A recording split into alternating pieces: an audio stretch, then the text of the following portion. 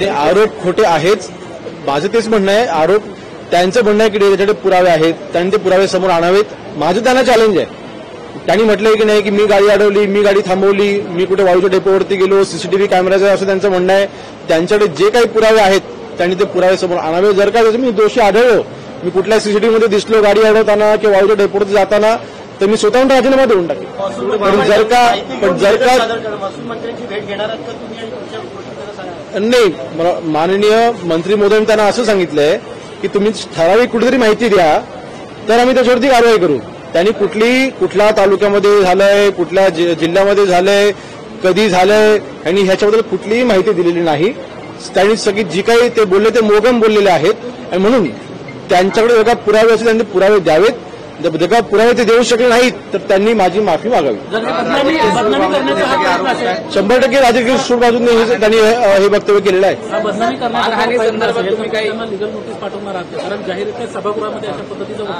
नाही, त्यांनी जे काही म्हटलंय ते सभागृहामध्ये म्हटलेलं आहे. आणि या विधिमंडळाच्या नियमानुसार नक्कीच जर का ते पुरावे आता अधिवेशन संपेपर्यंत त्यांनी पुरावे सादर करायचे. जर काही पुरावे सादर करू शकले नाहीत तर माननीय अध्यक्ष महोदयांकडे आणि त्याच्यावरती जी काही कारवाई करणं मला योग्य वाटतं ते मी कारवाई करेन.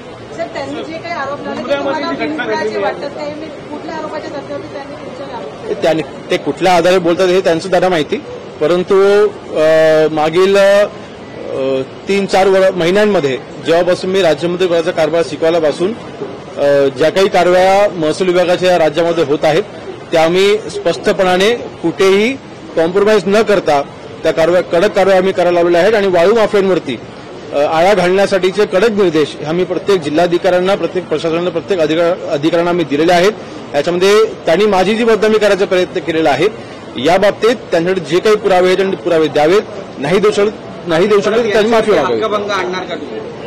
मी त्याबद्दल नक्कीच विचार करेन. अधिवेशन संपेपर्यंत त्यांनी पुरावे आणून द्यावेत.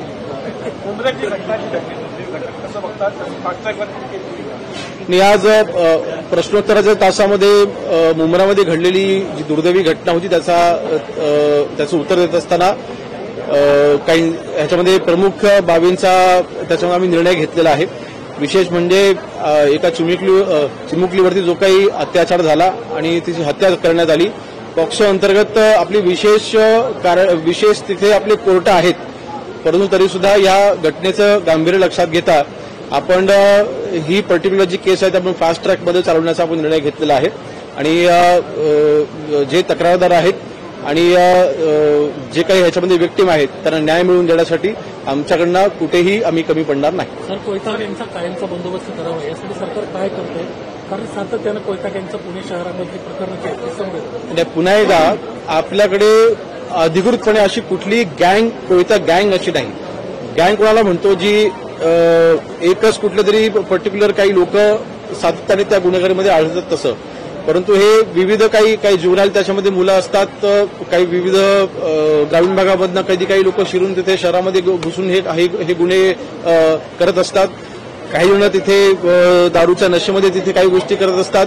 तर म्हणून मला वाटतं गँग अशी कुठे कार्यरत नाही. परंतु नक्कीच अशा घटना घडू नये यासाठी पुणे आयुक्त असतील, पोलीस आयुक्त असतील, पिंपरी चिंचवडचे पोलीस आयुक्त असतील किंवा महाराष्ट्रामधील जे काही जबाबदार अधिकारी आहेत त्यांना निर्देश आम्ही दिलेले आहेत.